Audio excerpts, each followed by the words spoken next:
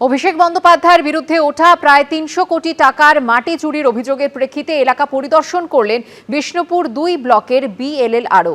কেমন ছিল এলাকার ভূমিরূপ, কি ছিল জমির চরিত্র, কালীতলা আশুতি থানার পুলিশকে সঙ্গে নিয়ে খতিয়ে দেখলেন তিনি। সূত্রের খবর, রিপোর্ট তৈরি করে পুলিশকে পাঠাবেন বিএলএলআরও। ভূগোল বদলে যাচ্ছে ইতিহাসে। ২০১৭ সালে যেখানে এলাকা সবুজ, ২০২৬-এ সেখানেই দেখা যাচ্ছে বিশাল জলাশয়। ৯ বছরেই বদলে গেছে এলাকার ভূমিরূপ। ডায়মন্ড হারবারের তৃণমূল সাংসদ অভিষেক বন্দ্যোপাধ্যায় এবং তার আত্মসহায়ক সুমিত রায়, বিষ্ণুপুরের তৃণমূল বিধায়ক দিলীপ মণ্ডল সহ আরও কয়েকজনের বিরুদ্ধে সম্প্রতি মাটি চুরির অভিযোগ তুলে দক্ষিণ ২৪ পরগনার কালীতলা আশুতি থানায় অভিযোগ দায়ের করেছেন বিজেপি নেতা অভিজিৎ দাস ওরফে ববি। ঠিক কেমন ছিল ভূমিরূপ, কি ছিল জমি চরিত্র, এইসবের সঙ্গে দাগ নম্বর খতিয়ান খতিয়ে দেখতে এলাকায় গেলেন বিষ্ণুপুর ২ নম্বর ব্লকের বিএলএলআরও। সঙ্গে ছিল কালীতলা আশুতি থানার পুলিশ। যে জায়গায় এই মাটি চুরির অভিযোগ, সেখানে দেখতে পাচ্ছি একেবারে বিএলআরও দপ্তরের আধিকারিকরা তারা এসে পৌঁছেছেন এবং কালীতলা আশুতি থানার পুলিশ তারা এসে পৌঁছেছেন। এই যে বিস্তীর্ণ যে জায়গা রয়েছে, যেটা অভিযোগ উঠেছে, এই যে বড় অংশ রয়েছে, সেই সমস্ত বিষয়টা একেবারে খতিয়ে দেখছেন এবং এই জায়গা ঠিক আগে কি অবস্থায় ছিল, এখন কি অবস্থায় রয়েছে, সেই বিষয়টা একেবারে যে তালিকা তাদের কাছে কি রয়েছে, সেই সমস্ত তালিকা নিয়ে ওনারা এসছেন এবং এসে সমস্ত বিষয়টা এলাকায় এসে খতিয়ে দেখছেন। নিজের লোকসভা কেন্দ্রে অভিষেক বন্দ্যোপাধ্যায়ের বিরুদ্ধে উঠেছে প্রায় ৩০০ কোটি টাকার মাটি চুরির অভিযোগ। ডায়মন্ড হারবারের বিজেপি নেতা অভিজিৎ দাস ওরফে ববির অভিযোগ, বছরের পর বছর ধরে সরকারি অর্থাৎ খাস জমি থেকে বেআইনিভাবে মাটি কেটে বিক্রি করা হয়েছে।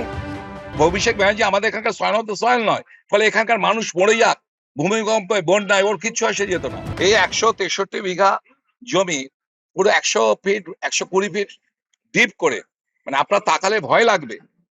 এবার প্রশ্ন হচ্ছে, এর ফলে সয়েল ইরোশন হবে, আশেপাশের জমি ভেঙে যাবে। অভিযোগ, ২০১৭-র পর থেকে মাটি চুরি শুরু হয়। একাধিক উপগ্রহ চিত্রের ভিত্তিতে অভিযোগকারী বিজেপি নেতা দাবি করেন ২০১৮ সাল থেকে ক্রমাগত পরিবর্তন হয়েছে এলাকার ভূমিরূপের। ৫৩.৯৮ একর জমি এবং সংলগ্ন জলাশয়ের ব্যাপক পরিবর্তন ঘটেছে। খাস জমির মাটি বছরের পর বছর কেটে বিক্রি করে দেওয়া হয়েছে। এর ফলে জোকাই মেট্রো পার্কশেডের পিছনে বিশাল এলাকা জুড়ে এখন শুধুই জল। অভিযোগ দায়ের হওয়া মানেই তো আর সে অপরাধী নয়।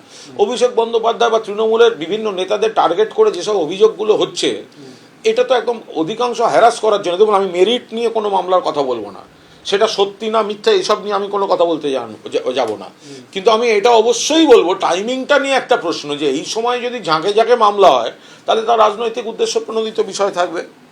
এই প্রসঙ্গে কোনো মন্তব্য করতে চাননি ব্লক ভূমি এবং ভূমি সংস্কার আধিকারিক। সূত্রের খবর, রিপোর্ট তৈরি করে পুলিশকে পাঠাবেন তিনি। পার্থপ্রতিম ঘোষ ও গৌতম মণ্ডলের রিপোর্ট, এবিপি আনন্দ। ১৪ বছর আগে গোবরডাঙ্গায় দুষ্কৃতীদের হাতে খুন হয়েছিলেন প্রতিবাদী শিক্ষক বরুণ বিশ্বাস। পরিবারের অভিযোগ, খুনের সঙ্গে জড়িত রয়েছেন প্রাক্তন মন্ত্রী জ্যোতিপ্রিয় মল্লিক। রাজ্যের সরকার বদলের পর নতুন করে তদন্তের আর্জি জানিয়েছেন তারা। এ বিষয়ে কোনো মন্তব্য করতে চাননি জ্যোতিপ্রিয় মল্লিক। আমি চাই যে আমার ছেলের বিচারক আর ওই জ্যোতিপ্রিয়র সারা জীবন কারাদণ্ড হোক। কেন আমার ছেলেকে মারবেন? রাজ্যে সরকার বদলের পর একের পর এক পুরনো মামলার ফাইল খুলেছে, নতুন করে শুরু হচ্ছে তদন্ত। এই পরিস্থিতিতে এবার প্রকৃত বিচার চেয়ে মুখ্যমন্ত্রী শুভেন্দু অধিকারীর কাছে আর্জি জানালো বরুণ বিশ্বাসের পরিবার। ২০১২ সালের ৫ই জুলাই উত্তর ২৪ পরগনার গোবরডাঙ্গা স্টেশন চত্বরে দুষ্কৃতীদের গুলিতে ঝাঁঝরা হয়ে যান কলকাতার মিত্র ইনস্টিটিউশনের শিক্ষক বরুণ বিশ্বাস। ওই মামলায় ৯ জনকে গ্রেপ্তার করা হয়। তাদের মধ্যে জেলেই একজনের মৃত্যু হয়, বাকিরা জামিনে ছাড়া পেয়ে গেছেন। এক যুগেরও বেশি সময় ধরে সেই মামলা ঝুলে রয়েছে আদালতে। তৃণমূল জামানায় বারবার বদল হয়েছে আইনজীবী। এবার সরকার বদল হতেই নতুন করে তদন্তের আর্জি জানালো বরুণ বিশ্বাসের পরিবার। গোবরডাঙ্গায় নৃশংসভাবে গুলি করে খুন করা হয়েছিল শিক্ষক বরুণ বিশ্বাসকে, আর বরুণ বিশ্বাস হত্যাকাণ্ডের ফাইল নতুন করে খোলার আর্জি জানিয়েছে নিহত শিক্ষকের পরিবার। বরুণ বিশ্বাসের ফাইলটা খোলা হোক এবং একটা সিট গঠন করে দিক, যাতে আমার ভাইয়ের আসল খুনিরা ধরা পড়ে এবং আমরা যাতে বিচারটা পাই। স্থানীয়দের দাবি, ৮এর দশকের শেষ দিকে শুটিয়ায় শুরু হয়েছিল লাগাম ছাড়া দুষ্কৃতী দৌরাত্ম্য। এলাকায় একের পর এক গণধর্ষণ, অত্যাচার, দুর্নীতির বিরুদ্ধে গর্জে উঠেছিলেন বরুণ বিশ্বাস। এলাকার মানুষকে সংগঠিত করে প্রতিবাদী মঞ্চ তৈরি করে জনমত গড়ে তোলার জন্যই দুষ্কৃতীদের দুচোখের বিষ হয়ে ওঠেন তিনি। আমাদের হয়ে যিনি অ্যাডভোকেট ছিলেন, তাকে পর্যন্ত যেভাবে ওখানে চাপে রাখা হয়েছে, ফলে সেও সেইখানে তার যে ওকালতিটা ঠিক মতন করতে পারেনি। এটা হচ্ছে বিগত 14 বছরের অভিজ্ঞতা। ভোর সন্ধ্যাবেলায় যে বরুণকে মার্ডার করা হয়েছিল, জ্যোতিপ্রিয় মল্লিকের খাদ্য দপ্তরে বসে রিমোট কন্ট্রোল চালিয়েছিলেন হচ্ছে জ্যোতিপ্রিয় মল্লিক। আমার ভাই শেষবেলা যাওয়ার সময় একটু জল চেয়েছিল, সেই জলটা পর্যন্ত তাকে দেওয়া হয়নি। এত নির্মম পৈশাচিক। এ প্রসঙ্গে প্রাক্তন সিবিআই কর্তা উপেন বিশ্বাস সোশ্যাল মিডিয়ায় পোস্ট করে লিখেছেন, বরুণকে কে হত্যা করলো, বরুণকে কে খুন করিয়েছে? লোকে বলে বালু, জ্যোতিপ্রিয় মল্লিক। আমরা মনে করি বালু ইজ ইনভলভড। প্রথম থেকেই ও বালু ও নিজেই একটা কমিটি করে বরুণের বিরুদ্ধে ছিল। একদিন বালু আমাদের বাড়িতে এসে বলে কি, আপনি ওর বাবাকে বলেন এইরকম একটা স্টেটমেন্ট দিতে। ও এইরকম একটা স্টেটমেন্ট দিতে বলতে যাচ্ছে যাতে বালু তার মধ্যে নেই। এ বিষয়ে প্রতিক্রিয়ার জন্য জ্যোতিপ্রিয় মল্লিকের সঙ্গে যোগাযোগ করা হলেও তিনি কোনো মন্তব্য করতে চাননি। আপনি অসুস্থ আর আপনি তৃণমূল থেকে অব্যাহতি নিয়েছেন বা রিজাইন করেছেন, তার মানে এটা নয় যে আপনি ছুট পাবেন। ফাইল খোলা হোক, চুতিয়া গ্রামে কোন কোন মহিলাকে কারা ধর্ষণ করেছে, বরুণ বিশ্বাসকে কে খুন করেছে, তার ফাইল খোলা হোক এবং শাস্তি হোক। এখন সেই কোনো ব্যক্তিকে টার্গেট করার নানা রাজনৈতিক প্রেক্ষিত থাকতে পারে। তার বাড়ির লোক বা পাড়ার লোক যদি কোনো তদন্তে অসন্তুষ্ট থাকেন এবং তারা যদি নতুন করে কোনো তদন্ত করতে চান, তার বিরোধিতা করব না। তবে দেখতে হবে সেটা যেন একদম রাজনৈতিক ভেন্ডেটায় পরিণত না হয়।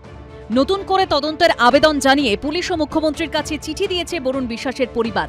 এবার কি খুলবে বরুণ বিশ্বাস হত্যাকাণ্ডের ফাইল? সমীরণ পাল, পার্থপ্রতিম ঘোষ ও হিন্দোলদের রিপোর্ট, এবিপি আনন্দ। মনের অদম্য জোর আর ডাক্তার হওয়ার তীব্র ইচ্ছের সামনে হার মানল মৃত্যু ভয়। এক সপ্তাহ আগেও যিনি হাসপাতালের ভেন্টিলেটরে মৃত্যুর সঙ্গে পাঞ্জা লড়ছিলেন, সেই সৃষ্টি দুবেই অ্যাম্বুলেন্সে করে এসে দিলেন নিট পরীক্ষা। লিলুয়ার এই অদম্য লড়াকু তরুণীর কথা যেন হার মানায় সিনেমার চিত্রনাট্যকেও। মুখে যন্ত্রণার ছাপ, শরীরের প্রতিটি অঙ্গ বয়ে বেড়াচ্ছে দুর্ঘটনার ক্ষত, তবুও থেমে নেই স্বপ্ন। ডাক্তার হওয়ার অদম্য ইচ্ছে হাওড়ার লিলুয়ার সৃষ্টি দুবেকে নিয়ে এলো নিট পরীক্ষার হলে। গত রোববার তো ব্যাস ছিল কি, মেয়েকে ব্যাস ঠাকুর বাঁচিয়ে দাও, এবার এই রোববার এরকম এক্সাম দেবে। তো ওকে এইটাই বলছি, দেখ তোর সঙ্গে এতগুলো ডক্টর এত সাপোর্টিভ আছে, একদিন যদি তুই ডক্টর হস, তুইও এটাই কাজ করবি, একটা সোসাইটির জন্য কিছু ভালো করবি। গত ৩রা মে প্রশ্ন ফাঁসের জেরে বাতিল হয়ে যায় ডাক্তারিতে স্নাতক স্তরে ভর্তির পরীক্ষা। প্রায় ১.৫ মাসের মাথায় রবিবার ফের মেডিকেলের সর্বভারতীয় প্রবেশিকা পরীক্ষা নিল ন্যাশনাল টেস্টিং এজেন্সি। ফের পরীক্ষায় বসার প্রস্তুতি যখন তুঙ্গে, তখনই গত ১৪ জুন ভয়ঙ্কর এক দুর্ঘটনা কার্যত ভেঙে চুড়ে দেয় নিট পরীক্ষার্থী সৃষ্টি দুবের শরীর। দুর্ঘটনায় বাদ চলে যায় লিলুয়ার তরুণীর ফুসফুসের একাংশ, ভেঙে যায় পাঁজরের একাধিক হাড়। দুদিন ভেন্টিলেটরে চলে জমে মানুষে টানাটানি। সেই সৃষ্টি দুবেই রবিবার সরাসরি হাসপাতালের বেড থেকে এসে বসলেন পরীক্ষার সিটে। ডাক্তার হওয়ার পরীক্ষায় বসে প্রমাণ করে দিলেন তার শরীর দুর্বল হয়ে পড়লেও হার মানেনি স্বপ্ন। শুধুমাত্র স্বপ্ন পূরণের আকাঙ্ক্ষা, এবং সেই আকাঙ্ক্ষায় ভেন্টিলেশন থেকে একেবারে পরীক্ষার হল অবধি ডেকে এনেছে লিলুয়ার সৃষ্টি দুবেকে, যাকে রীতিমতো অ্যাম্বুলেন্সে করে পরীক্ষা দিতে আসতে হয়েছে, এবং যার অধীনে চিকিৎসারত সেই চিকিৎসকও তিনিও এই হাসপাতালের বাইরে অপেক্ষা করছিলেন। আমাদের কনসেপ্টটা ছিল যে ওকে এক্সামে পাঠাতে হবে যে করে হোক।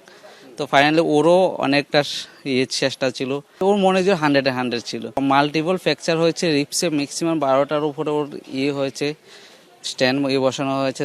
ওর লেফট বঙ্কায়ের মধ্যে ইনজুর হয়েছে, ওর আপার পোর্শনটা খারাপ হয়ে গেছে, সেটা ফেলে দেওয়া হয়েছে। ক্রিটিক্যাল কন্ডিশনে ছিল, 2 দিন ওকে আমরা ভেন্টিলেটরে রাখতে হলো। ওর বেরোয়ে এখানে এসে এক্সাম, সেটা one kind of miracle. Doctor Samarth Acharya বললেন কি টেনশন নেবে না, পরীক্ষা দিবে। এনটিএ ডিপার্টমেন্ট অনেক যোগদান করেছেন, আমরা ভাবিনি কি দিতে পাবে, তবু ওর বলে না বাবা আমি যাব। আমরা ভয়তে এসেছি, আমাদের জন্য স্পেশালি গ্রিন করিডোর করা হলো এই আইএলএস দমদম হসপিটাল দিক দিয়ে। সৃষ্টি দুবের পরিবারের সঙ্গে ফোনে কথা বলেন কেন্দ্রীয় শিক্ষামন্ত্রী ধর্মেন্দ্র প্রধান। दुबे जी नमस्कार सर, कैसे हैं आप? सर आप लोग के आशीर्वाद से ठीक है, मेरी बच्ची एग्जाम दे पा रही है। आप खुश हो? हाँ सर, बहुत खुश है सर।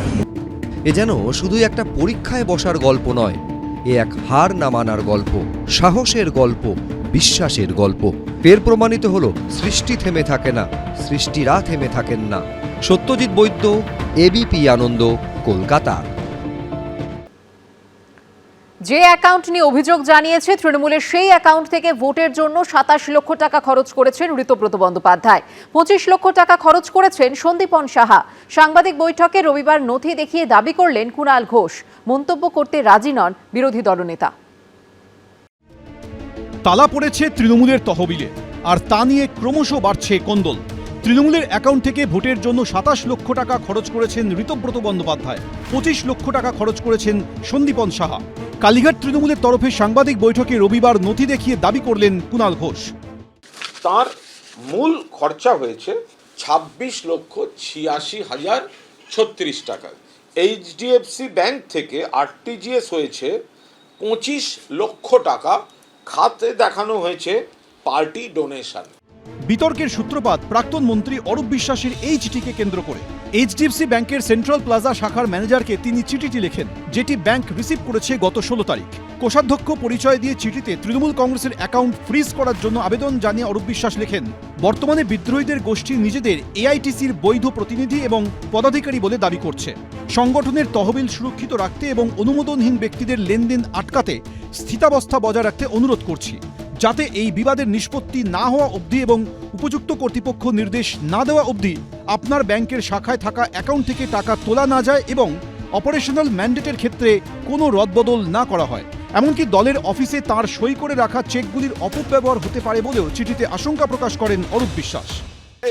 আমি এই বিষয়ে কোনো মন্তব্য করবো না। আমি বলেছি কদিন বলা হচ্ছে সুভাষিস চক্রবর্তী, বলা হচ্ছে কোষাধ্যক্ষ তো সুভাষিস চক্রবর্তী, এটা কদিন পরে বলবো। না, বলা হচ্ছে কোষাধ্যক্ষ সুভাষিস চক্রবর্তী, এই বিষয়টা তো অন্য বিষয়। এই বিষয়টা পরে বলবো বললাম তো। চিঠির কথা প্রকাশ্যে আসতেই চরম অস্বস্তিতে পড়ে কালীঘাট তৃণমূল সূত্রে খবর। সেই কারণে অরূপ বিশ্বাসকে শোকজ করা হয়েছে। তিনি দলের কোষাধ্যক্ষ না হওয়া সত্ত্বেও কেন চিঠি লিখেছেন তার কারণ দর্শাতে বলা হয়। সূত্রে খবর 24 ঘন্টার মধ্যে পাল্টা জবাবও দিয়েছেন অরূপ বিশ্বাস। অরূপ বিশ্বাস তিনি যা করেছেন, আমি যেটুকু জানি তার সঙ্গে পার্টির একটা কমিউনিকেশন আছে।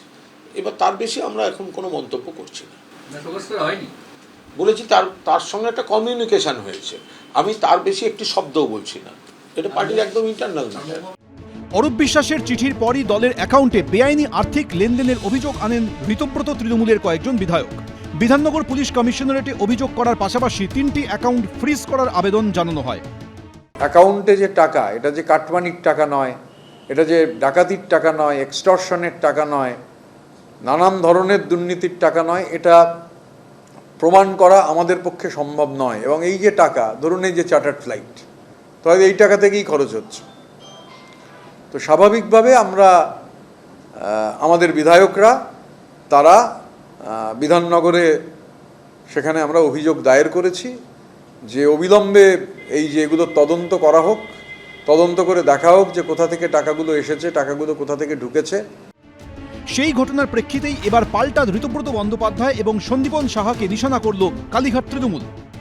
ঋত এবং তার সঙ্গে আর যে 2-3 জন প্রশ্ন তুললেন, তার মূল খরচা হয়েছে 26,86,036 টাকা।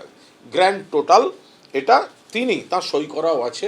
তাহলে তোমাদের মুখোশটা খোলো। বিধানসভার বাড়িটায় ঢোকার যোগ্যতা আমার হয়েছে এই টাকাটা ব্যবহার করে। আর তৃণমূলের টাকা যদি খারাপ হয় তাহলে ওদের নির্বাচনও কিন্তু অবৈধ।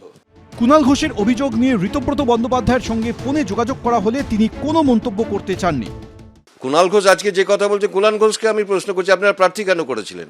মমতা ব্যানার্জি তো বলছে 254 ভোটে এসে আমি একাই প্রার্থী। তাহলে এই প্রশ্নগুলো মমতা ব্যানার্জিকে করা উচিত। তখন সবার দায়িত্ব তো মমতা ব্যানার্জি নিয়েছেন, তাহলে আজকে ঋতব্রতকে কেন দেখাচ্ছেন? অ্যাকাউন্ট নিয়ে তৃণমূলের এই তরজার যে শেষ কোথায়, সেটাই এখন বড় প্রশ্ন। হিন্দোল দে, সৌমিত্র রায়, অর্দম মুখোপাধ্যায়, এবিপি আনন্দ। তৃণমূলের সংখ্যালঘু সেলের রাজ্য সভাপতির পদ ছাড়লেন মোশাররফ হোসেন। দলীয় পদে ইস্তফা দেওয়ার পরে ইটাহারের তৃণমূল বিধায়কের মুখে শোনা গেল মুখ্যমন্ত্রী শুভেন্দু অধিকারীর উন্নয়নে সামিল হওয়ার বার্তা। কালীঘাট তৃণমূল ছেড়ে ঋতব্রত তৃণমূলে যাওয়ার জল্পনা জিয়ে রাখলেন ইটাহারের তৃণমূল বিধায়ক। আমি আগেই বলেছিলাম, আজকে আমি এটা বলছি, আমি রাজ্য সংখ্যালঘু পদ আমি রাখছি না। আমি পার্টিকে বলেও দিয়েছি। তৃণমূলের ভাঙন যেন আর থামছে না। এবার তৃণমূলের সংখ্যালঘু সেলের রাজ্য সভাপতির পদ থেকে ইস্তফা দিলেন ইটাহারের তৃণমূল বিধায়ক মোশাররফ হোসেন। তৃণমূলের টিকিটে পরপর দুবার উত্তর দিনাজপুরের ইটাহারের বিধায়ক হয়েছেন তিনি। আর দল ক্ষমতা থেকে সরে যেতেই উত্তরবঙ্গেরই তৃণমূল নেতার মুখে শোনা গেল অন্য সুর। উস্কে দিলেন কালীঘাট তৃণমূল থেকে ঋতব্রত তৃণমূলে পা বাড়ানোর জল্পনাও। শোনা যাচ্ছে আপনি সংখ্যালঘু সেলের রাজ্য সভাপতি পদ থেকে পদত্যাগ করেছেন। তখন অনেকগুলো সুযোগ সুবিধা ছিল পার্টি করার, ক্ষমতায় থাকে, ভালো না দাঁড়াতে পারলে বর্তমান পরিস্থিতিতে তো ওদের থাকা না থাকা একই ব্যাপার। তৃণমূলে দুটো লবি হয়ে গেছে সরাসরি, একটা কালীঘাট লবি, একটা ঋতব্রত লবি। আপনি কোন লবিতে আছেন? নিশ্চয়ই সময় পথ বলবে। আগামী দিনে ঢুকবেন ঋতব্রত দলে? ওনাদের সঙ্গে কথা হয়েছে, নিশ্চয়ই দেখছি কোনটা কি হবে, সময় বলবো নিশ্চয়ই। আমার সঙ্গে মোশাররফের এই বিষয়ে কোনো কথা হয়নি, ফলে আমি এই মুহূর্তে কিছু বলতে পারবো না। রাজ্যে এখন তৃণমূলের অন্দরে সরাসরি দুটি লবি, একদিকে কালীঘাট তৃণমূল আর অন্যদিকে মাথাচাড়া দিয়ে ওঠা বিদ্রোহী ঋতব্রত তৃণমূল। বিধানসভায় বিদ্রোহী ব্লকে বিধায়কের সংখ্যা বাড়তে বাড়তে পৌঁছে গেছে 65-তে। গত শুক্রবার তৃণমূলের বিদ্রোহী বিধায়কদের প্রশিক্ষণ দিতে দেখা গেছে একসময় মমতা বন্দ্যোপাধ্যায়ের পরম আস্থাভাজন ফিরহাদ হাকিমকে। এইভাবে তৃণমূলের আড়াআড়ি বিভাজন আর লবি যুদ্ধ নিয়ে খোঁচা দিয়েছে বিজেপি। একটা সমস্ত ক্রিমিনালগুলো একটা দল চালাতো, সেই দলটার নাম তৃণমূল কংগ্রেস। এটা দীর্ঘদিন ক্ষমতার বাইরে থাকার মতো এদের মন মানসিকতা বা সাহস কিছুই নেই। মমতা ব্যানার্জির এখন ভাবা উচিত কাদেরকে নিয়ে তিনি দল করতেন। এর আগে গত 12 জুন মালদায় মুখ্যমন্ত্রী শুভেন্দু অধিকারীর ডাকা প্রশাসনিক বৈঠকে যোগ দিতে দেখা গিয়েছিল ইটাহারের তৃণমূল বিধায়ককে। এবার রাজ্যের নতুন মুখ্যমন্ত্রীর দরাজ প্রশংসা শোনা গেল তৃণমূল বিধায়ক মোশাররফ হোসেনের মুখে। উনি উন্নয়নটা ভালো বুঝেন, মানে আমাদের কর্মীদের জন্য, আমাদের মাপের নেতাদের জন্য ভালো একজন লোক। আমি মালদার মিটিংয়ে গিয়েছিলাম, বিধানসভাতেও আমার কথা হয়েছে, আর আগামীতে ভবিষ্যতেও বিভিন্ন ব্যাপারে ওনার সঙ্গে কথা হবে, মাননীয় মুখ্যমন্ত্রীর সঙ্গে কথা বলে সব সিদ্ধান্তগুলো হবে। কারণ একজন বিধায়ক, তার সাথে পশ্চিমবঙ্গের মুখ্যমন্ত্রীর সম্পর্ক থাকাটা স্বাভাবিক, কিন্তু সেটা ভালো না খারাপ সেটা তো মোশাররফ হোসেনের মুখ্যমন্ত্রী বলতে পারবেন। আগামী দিনে ইটাহারের তৃণমূল বিধায়ক কোন পথে হাঁটেন এখন সেটাই দেখার। সুদীপ চক্রবর্তী, হিন্দল দে, এবিপি আনন্দ। এবিপি আনন্দ, এগিয়ে থাকে, এগিয়ে রাখে।